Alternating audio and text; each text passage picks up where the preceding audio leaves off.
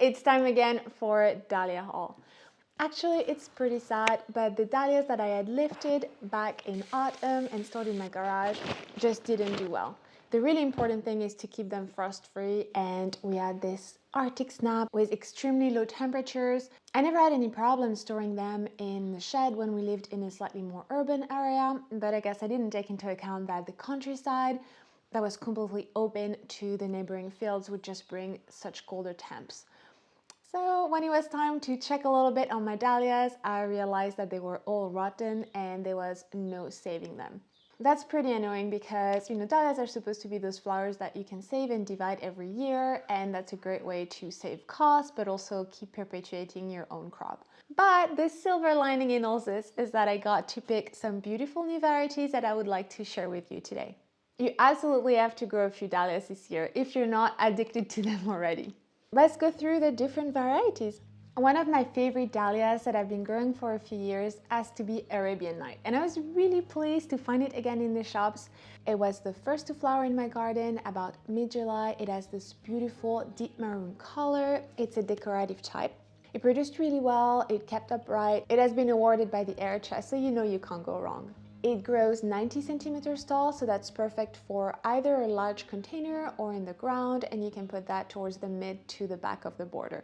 I have 2 tubers in here, so that's amazing. Decorative dahlias have double blooms, so this is why the petals are really full and they're very popular. Taum Sauk stopped me in my tracks. I don't normally go for red, but this one had a richness to the color. Also, the petal shape is very interesting. It's a little bit thinner and a little bit wavy, so I thought that would be a really lovely addition. It's again part of the decorative range, but in that bigger size flower range, the dahlias that are called dinner plates. So those blooms should get absolutely massive. It grows 120 centimeters tall, so this is definitely one for the back of the border. Another award-winning dahlia that I picked up is called David Award. The first thing that I loved about it is that it has dark foliage, and I think that brings such a contrast. I feel like the blooms pop more, but also that gives a bit of that darker foliage contrast in the flower beds or in containers, and that's always absolutely lovely to have. It's part of the decorative range. The flowers have this beautiful burnt orange color to them. And again, there's a little bit of variation in the color.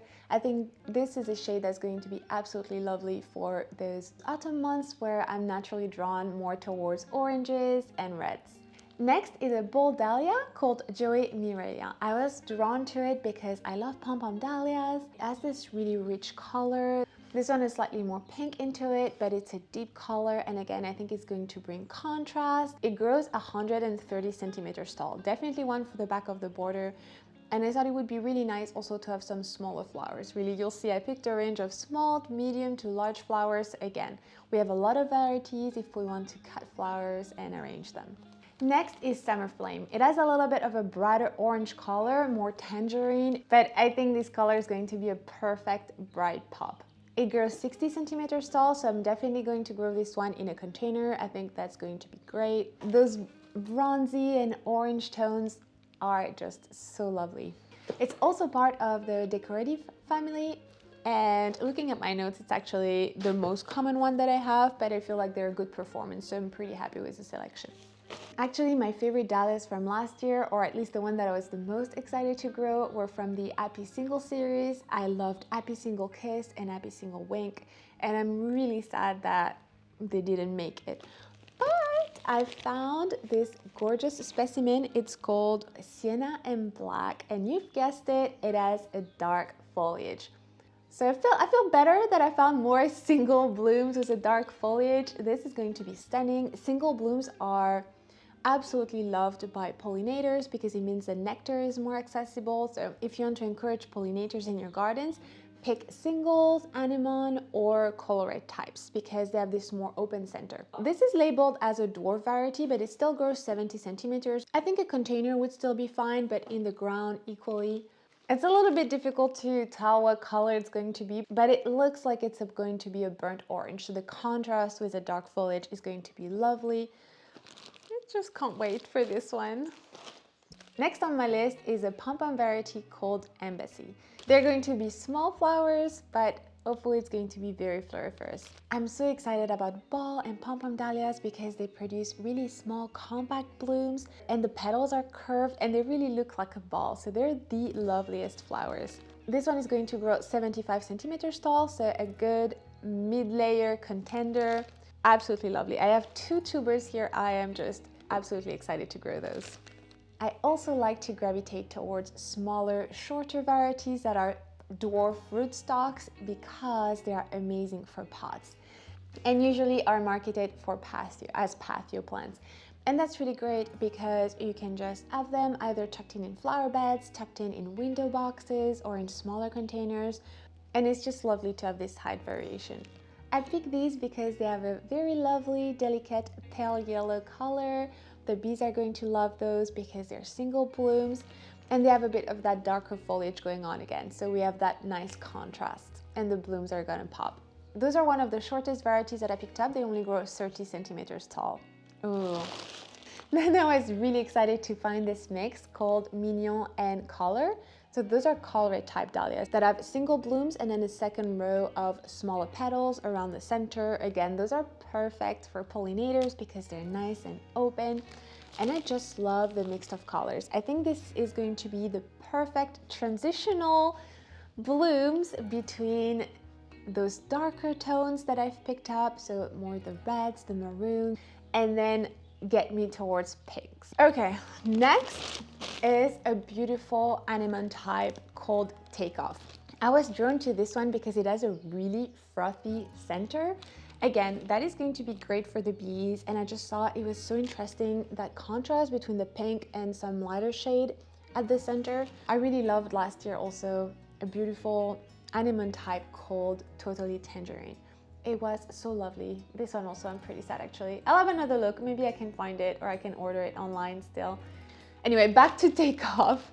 It screams to me like ice cream, I'm not sure why, but I'm just excited to grow it. And this one grows about a meter tall. It says between 90 and 110 centimeters, so let's call it 1 meter tall.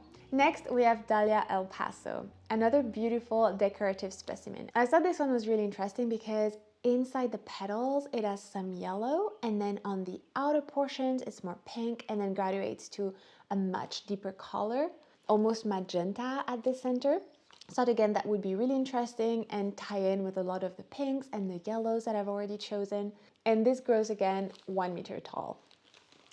And I think just like those two together would look absolutely lovely. I tried to pick varieties that would go well so that I could just have everything in the garden, not really worry about whether it's going to clash or match. So I think those are great for that. Actually, very similar to El Paso, I have Gallery Pablo, but again, as this concept of having some yellow and pink together on the blooms. It might be also lily flowered because it looks more like a cup. Also, the petals have just like the tiniest of incision at the tips, and the petals are also really well defined with a darker pink edging. So I thought this would pop also really nicely in a flower bed. These are again part of those small patio varieties. They only grow 35 centimeters tall. So I think these, for example, maybe with the single blooms might be really lovely in a little jardiniere, something a bit shorter. I'm showing you all the varieties, but I still have to decide where they're gonna go in the garden. So stay tuned for the planting plan. I did pick up quite a few small varieties, and Galerie Renoir is another one of those.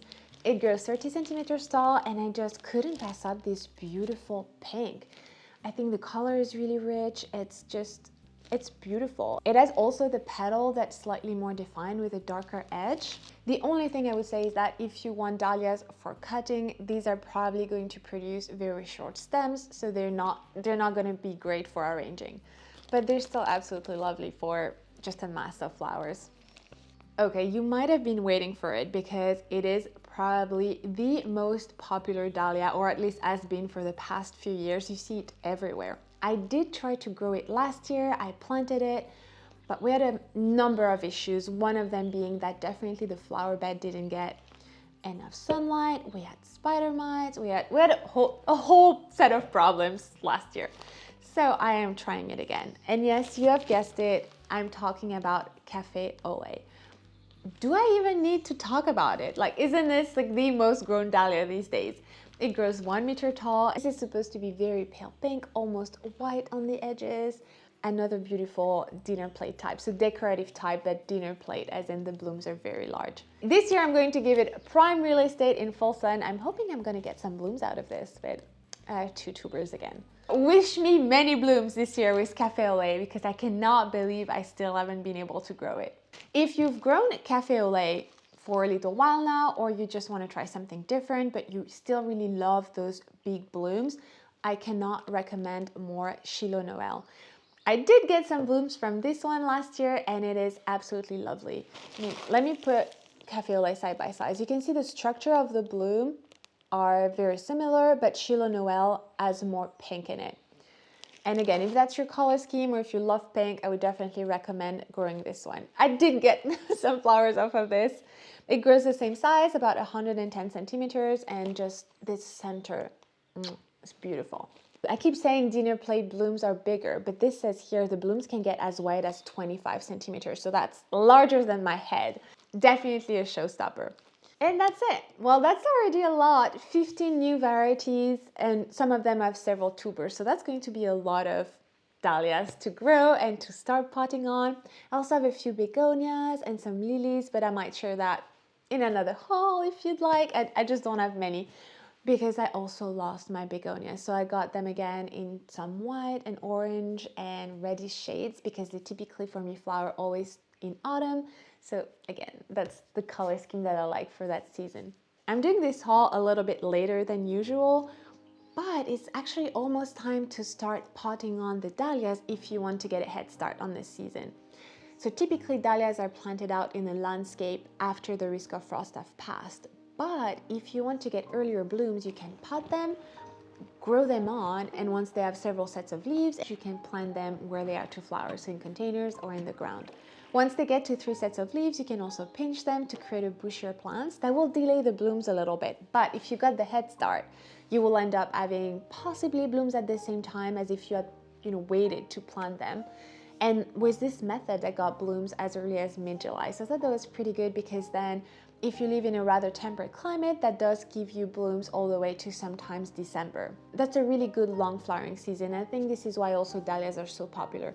They're easy to grow. Possibly one of the only things that you need to remember is to stake them, especially for the tallest varieties, because they get top heavy, especially for those really large dinner plate types. So staking and then deadheading, removing the spent blooms so that the plant can keep producing even more. So I'll link a couple of videos if you want to see ahead of time everything that's going to happen, and also a couple of reveal videos if you want to see what dahlias bloom look like in the landscape. Thanks for watching. I hope you enjoyed this haul, and let me know in the comments if you're growing any of these, or which one is your favorite, or the one you're more excited to see bloom. And also I'd love to know your all-time favorite dahlia that you've grown.